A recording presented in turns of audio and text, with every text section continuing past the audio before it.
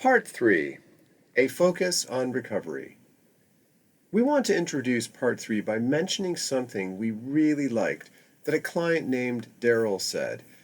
Daryl was a 45-year-old builder and a person with a very good analytical mind. As a child, he had been badly neglected within his home and then sexually abused during a placement in foster care. As an adult, he had struggled with alcohol until a few years before we met him. During a group session, he said something which rang true about recovery. Quote, "Insight is really important, but it's not enough. I had some fairly good insight many years ago, but it didn't do the job on its own. You have to live the solution." End quote. Daryl's point makes intuitive sense to most people who struggle with trauma. Insight really is essential, and it's a form of inner change. Without being able to connect the dots, many people will unconsciously recreate distress that reflects the disturbance of their childhood experiences. Recall the earlier chapter on re-traumatization. However, as Daryl suggests, insight doesn't do the job on its own. Many people with good insight will continue to traverse well-worn, painful patterns. In addition to insight, it's also necessary to experiment concerning your life and relationships, and there are countless ways to do this. Insight can be thought of as a trustworthy base from which to experiment further. Much of what follows will continue to encourage insight, but the emphasis will shift towards, as Daryl eloquently put it, living the solution. The very mention of experimentation or change can elicit anxiety in some who experienced childhood harm. If this is the case, keep in mind that you are in control of how you use the guidebook and can go at a pace which is manageable. Chapter 13. Being present and connected. If paying attention is a train, then trauma is the cow standing on the tracks. A line from Gary's journaling.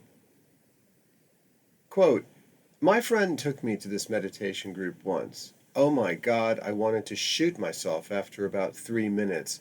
I don't think I was meditating, unless meditating means trying to figure out how to escape from a room full of people without anyone noticing." End quote. Janine. Past trauma has a way of interfering with our capacity to attend and feel connected to life, others, and ourselves. Trauma does this by controlling our mental lives, thoughts, images, memories, and our body-based experiences. This chapter is going to explore what for some people can seem like a strangely unfamiliar question. What thoughts or images do you actually want to have in your mind? And how do you want to feel within your own body? If you have thoughts or body-based sensations which are undermining attention and connection, can you notice them and exert some sense of control? You may be familiar with this topic, but the idea that we can notice and exert control over trauma-based thoughts and body-based experiences can be a strangely new idea to some people we work with, or others may be familiar with this idea but really lack confidence that control is possible. For many, it has always been others who seem to control their thoughts, emotions, and body-based experiences, so it may be difficult to imagine they can have control or even a sense of permission to exert control. Our view is that your mental and body-based experiences belong to you, to whatever extent you lack confidence to manage them. This chapter is an invitation to see if you can move things in the direction of recovery. Some will have experience with this topic and perhaps some confidence, but for others it can seem new. If it feels like a beginning, or you really lack confidence, that's okay. To be fair, It's a really difficult topic for many, and much of the remainder of the guidebook will build on ideas found here from a number of perspectives.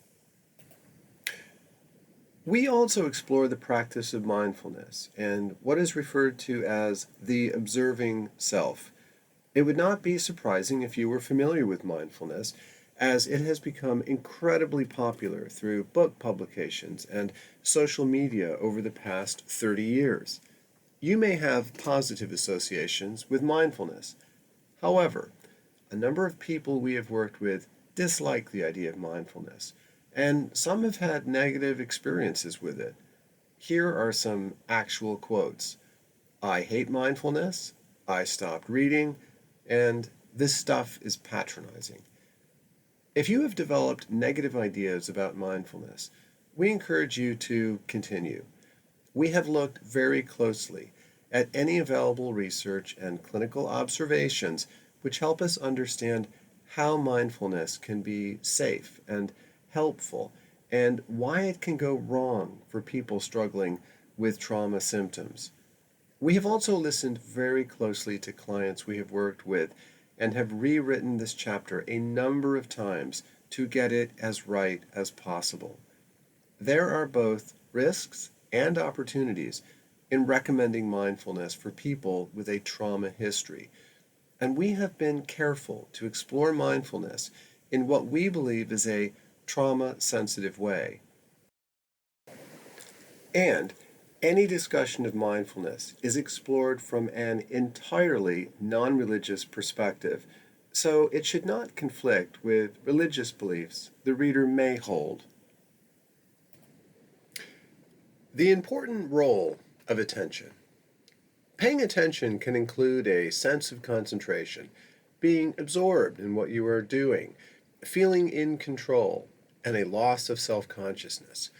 When an individual is truly absorbed in what they are doing, this has been described as a state of flow. The capacity for attending or concentrating has been connected to being able to learn, feelings of competence, well-being and happiness, as well as self-esteem.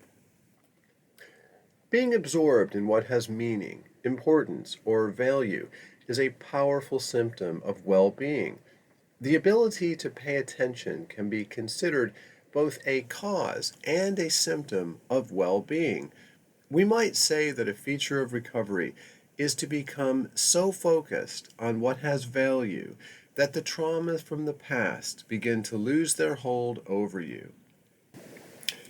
Everyone who has experienced childhood trauma is unique, and yet one of the issues they tend to share in common is a difficulty with attention.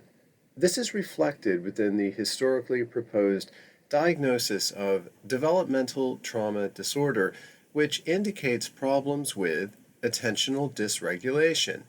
Attentional difficulties can express themselves in many ways: problems with concentration, difficulties staying connected to people and events around you, not being aware of the signals coming from your body, accident proneness, going into a room and not remembering why you went in there, losing personal items, brain fog, forgetting appointments or being late, etc. Individuals who experienced childhood trauma are far more likely to be given a diagnosis of attention deficit hyperactivity disorder, ADHD. Symptoms of ADHD, such as inattentiveness, difficulty concentrating and focusing, hyperactivity, and impulsivity, are often seen to result from a brain chemistry imbalance. It might be the case that an individual with a trauma history currently has a brain chemistry imbalance, but what's the underlying cause? Is it simply a matter of biology, or does past trauma and associated PTSD issues play a role? And was a trauma history properly assessed and considered when a diagnosis of ADHD was made? If we don't know the answers to these questions for a particular individual, we can't understand the nature of their attentional problems. Problems with attention associated with abuse or neglect are often first seen in school performance. In the classroom, such children are more likely to struggle with concentration, can be either passive or blow up with anger, or appear to be spaced out. The result is often impaired reading ability, lower grades, and more days of school absence. Difficulties with school performance can then do further harm to an already compromised self image. Problems with attention don't evaporate when an individual becomes an adult at the age of 18. We mentioned Robin before, a woman who experienced neglect and deprivation within the family home and was sent to live with an aunt at 8, where things did not improve much. While the expression of attentional difficulties varies between individuals, Robin's description is familiar. Quote, sometimes my kids are talking to me and I realize I have no idea what they're saying, or I'm listening to a podcast and I'm suddenly aware that I don't know what's going on. It's like I'm in two places at the same time. End quote. In a sense, Robin is in two places at the same time. She's in the world at this moment, wanting to listen to her children or a podcast, and she is experiencing the effects of childhood harm. Trauma is interfering with her capacity to be present in the moment and connected to the world around her. Being connected to the present moment while suffering the effects of trauma is like trying to listen to the radio through a lot of static. Understanding how past abuse or neglect has contributed to difficulties with attention can help some people look at problems concerning achievement and relationships with more insight and self-compassion. George is a man in his 40s who experienced childhood sexual abuse and substantial bullying from peers and teachers at school. Quote, at school, I always just thought I was stupid. When I was older, I lost a couple of jobs and it felt like I was in school all over again. But I was scared and worrying all the time. End quote. George had decided that his problems at school and work were because he was stupid, but George was not able to pay attention at school or work because you have to feel safe in order to pay attention. More about this later. This insight opened the door for self-compassion rather than self-blame. We mentioned Bob in a previous chapter, an individual who was neglected by his mother and abused by a stepfather. He laughed when he described his experience, but his problems connecting to the world were very real. Quote, my head is like a movie which has no plot and a bad soundtrack. Songs get stuck, all sorts of random thoughts, ridiculous scenarios playing out. It's like having a room where there is so much rubbish that's been piled up, you can't really do much in there. End quote. If you can identify with having attentional problems, it's useful to point out that attention is like any other skill. It can be worked on and developed. This chapter will support you in this manner. But first, let's look in more detail at why those who experienced childhood harm are more likely to experience problems with attention. Attention and the need for safety. What's different about individuals with a traumatic history and those who largely felt cared for and protected? Certainly one difference relates to a core feature of PTSD, a heightened sense of threat. Individuals who experienced circumstances of childhood harm and often further trauma in adulthood tend to feel less safe in the world and in their bodies. Being able to attend and feel connected requires that you feel reasonably safe. When anyone feels a sense of threat, they will try to find ways of responding, of trying to get to safety. Over the years, we have noticed certain ways individuals respond to a sense of threat. These all are genuine attempts to seek safety, but especially when there is a background of trauma, they can each disrupt attention and connection. They can be sneaky, powerful, and compelling. There can be a part of you that feels you must respond in the ways indicated below, which is one of the reasons recovery can feel so challenging. 1. Ruminating over social encounters.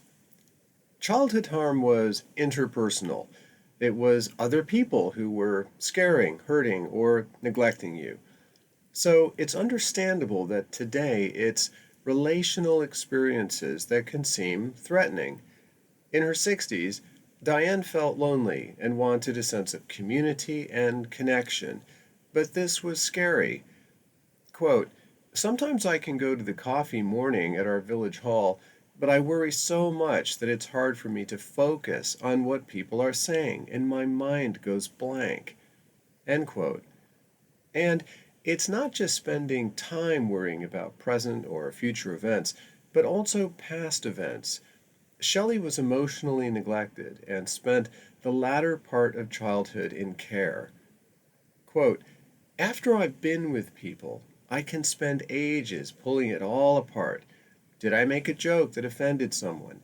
Did someone think I was bragging because I mentioned the holiday we went on? I complimented someone, but did they take it the wrong way?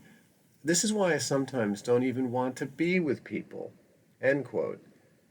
Social fears are understandable for those with a history of being harmed by others. Mental worry is a way of trying to seek safety and protection. At some level of consciousness, people imagine, if I worry enough, perhaps I can find safety. However, for those with a trauma history, mental worry is more often a problem than a solution.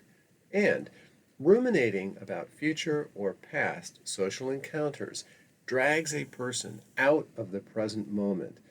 In this way, worry and social anxiety can hijack our attention. 2. Shame. We will be exploring this feeling in detail in a later chapter, but trauma-based shame is a feeling of badness with respect to ourselves. It's a sense of inadequacy or defectiveness which I feel about myself. When trauma-based shame is triggered, it can seem like it's fundamentally about a current event, some mistake we made, real or imagined. But shame is this old feeling that has been around since it was generated all those years ago through abusive experiences. When trauma-based shame gets activated in the here and now, punitive self-talk can cloud over the world happening right in front of us. We are not paying attention or connected to life or others because we are in our heads with this feeling of shame and punitive self-talk taking center stage. For those who have abusive histories, shame can seem like a necessary, punishing feeling which can protect a person from making mistakes in the future. But, as we explore in a later chapter, trauma-based shame is a fundamentally unhelpful and unnecessary feeling. If possible, you may need to take this on trust for the moment. 3. Stuck anger. It's important to acknowledge that individuals who experience childhood harm, and often further harm in later life, can have very genuine reasons to feel anger. Trauma occurring in relationships that were supposed to be safe is fundamentally wrong and unjust, and anger is a normal and understandable reaction. However, the way that anger can be experienced by some people who have experienced trauma can interfere with attention and connection. In his late 50s, Adam experienced abusive parents, years of school bullying, and an abusive partnership of more than 20 years. He seemed to need the first 15 minutes of every therapy session to vent anger about the government, the other drivers on the road, the utility company, his neighbor's dog, etc. At one point, his therapist suggested he journal any angry scenarios which start running in his mind. His response was interesting. Quote, I spend a huge amount of time with these angry fantasies running around in my head. It's things from the past, things going on at the moment, but there are also these angry scenarios where I'm getting some sort of revenge. I don't plan to do it, but it just goes on. It's exhausting. End quote. The angry mental scenarios Adam experiences are not unusual for many people who are traumatized. For Adam, his anger was often directed outward at others or the world. For others, stuck anger can be directed inwards at themselves for real or imagined mistakes. Anger is an emotion designed to protect us or others. Anger is the emotional counterpart to the fight aspect of the fight or flight response. The problem for many who are traumatized can be that they are feeling anger about past or present events which they can't or don't feel able to fight against. So, the images and thoughts driving anger circulate around the individual's head and body. Anger was designed to be a short acting emotion which motivates us to protect ourselves, get a need met, or set something right. But if anger is an emotion we are living with that is based in past trauma, it can seem like the one getting hurt is ourselves. Part of the hurt is that stuck anger interferes with our ability to pay attention and connect to what is important in the present moment. 4. Intrusive, unwanted memories. Another understandable symptom of PTSD is re-experiencing. These are memories of events which have not been processed or put to bed. These memories can be triggered by associated events or come out of the blue, and they usually arrive with difficult physical sensations, emotions, and thoughts. Typically, they are memories of experiences where we were harmed and frightened, or they may be upsetting memories of times we imagine we did not cope well or made mistakes we regret. Like social worry and stuck anger, intrusive, unwanted memories are designed to protect us. The body and brain seem to be saying, if you keep in mind what was disturbing from your past, then maybe you can avoid harm in the future. Continuing to remember distressing experiences has been a part of trying to remain safe for most of human history. If I went into a cave last week and there was a saber-toothed tiger in there, I will have reoccurring memories of feeling frightened by the tiger. These memories encourage me to avoid going back into that cave. However, if the danger of the past is now over, associated distressing memories are not serving the purpose they were designed for. Rather than keeping us safe, these memories have become a problem. And within our daily life, intrusive, unwanted memories wrench us out of the present moment and into the past. When this happens, it's very difficult to pay attention or stay connected to the world in front of us. 5. Frantic mind.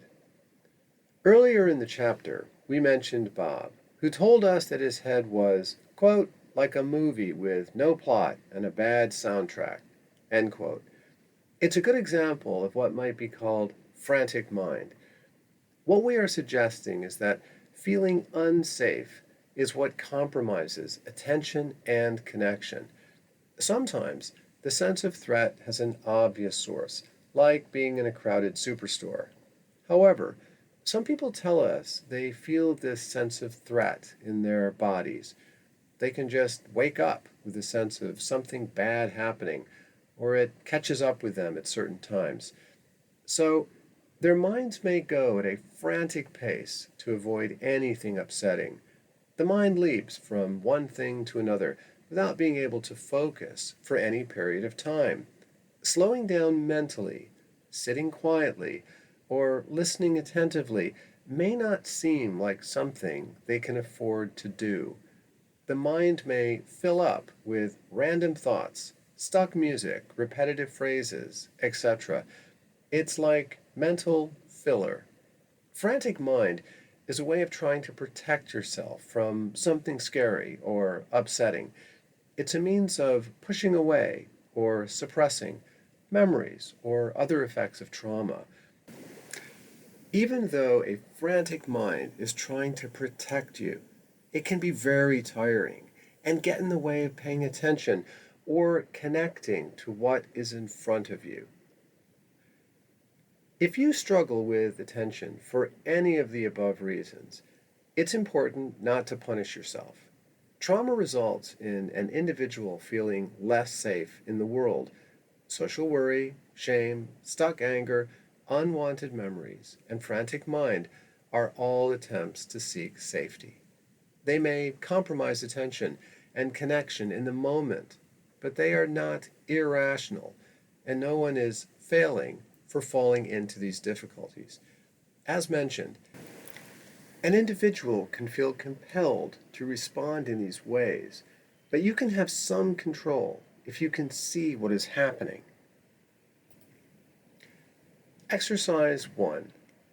We described 5 consequences of historical trauma which can interfere with your ability to pay attention and connect with the world. They are ruminating over social encounters, shame, stuck anger, intrusive, unwanted memories, frantic mind. Everyone is different, so you may recognize that some of these issues are more problematic than others. How do they affect you and your ability to attend and connect? Please pause the audio and complete exercise 1 in the guidebook. Paying attention and mindfulness. By paying attention, we are referring to our ability to focus on what we need to. It means having a sense of connection to our immediate experience, taking in what your friend is saying, concentrating on doing the dishes or making a repair, being aware that you are cold, noticing that your heart is beating harder, being aware of thoughts and images that are generating anger. However, our capacity for attention should also allow us to decide on what we do not want to pay attention to. We should not only be able to focus our attention on what makes sense, but we should also be able to shift our attention away from what we do not wish to experience. Focusing attention and being able to shift focus are equally important attentional skills. The human brain has changed very little over tens of thousands of years, so it's not surprising that there has been an interest in the relationship between paying attention and well-being for most of recorded history. Traditions such as Buddhism have explored the role of attention for 2,500 years, and the Sanskrit word sati was used to refer to remembering, or with respect to personal development, remembering to attend to the present moment. The word mindfulness was an English translation of sati used in 1910 by a Buddhist scholar named Rhys Davids, and the popularization of the term and practice of mindfulness really began in earnest in the 1980s and 1990s with teachers such as Jon Kabat-Zinn. So, what is mindfulness? Most definitions of mindfulness emphasize paying attention to experience in the present moment. This can mean paying attention to the world in front of you, your book, someone speaking, the feel of the soapy water as you do the dishes, or paying attention to your inner world, thoughts, feelings, or body sensations. Many definitions of mindfulness add the idea of paying attention to present experience without judgment, not leaping to judge or place value on your experience can sometimes allow an individual to see what's happening with more clarity. However, in respect to people with a trauma history, it's important not to take the idea of being non judgmental too far. Mindfulness should allow for all experiences, and there are times when making a judgment is part of your authentic and acceptable experience. What happened was wrong and it should not have occurred. Judgments like this are part of mindfulness too. Being non judgmental simply means accepting that it's okay to have whatever thoughts come up. Can mindfulness be helpful to those with a trauma history and trauma symptoms, or does it come with risks? This is worth exploring before we go any further. As we have said all along, safety and stability are the fundamental basis for recovery. Let's look at the potential benefits of mindfulness and then explore some concerns. In one way or another, mindfulness exercises are designed to help an individual focus on the present moment and connect to others and life. Childhood trauma can drag an individual out of the present moment and into a past laden with distressing memories and associated feelings. Or a history of past harm can pull a person out of the present moment as they worry excessively about imagined future threats. So, if mindfulness can help a person stay connected to the present, it would seem to be an especially good fit for those who experienced trauma. It also needs to be said that mindfulness is evidence-based, and studies have shown that it can help with many problems which often coincide with trauma, including anxiety, depression, and substance misuse. A review of 18 studies found that mindfulness for adults can be helpful in reducing symptoms of PTSD, including reductions in avoidance and shame-based self-appraisals. Another review of 17 studies suggests that mindfulness can be helpful specifically for adults who experienced childhood harm. But there were concerns raised about potential negative effects and the need for mindfulness to be adapted for this group of individuals.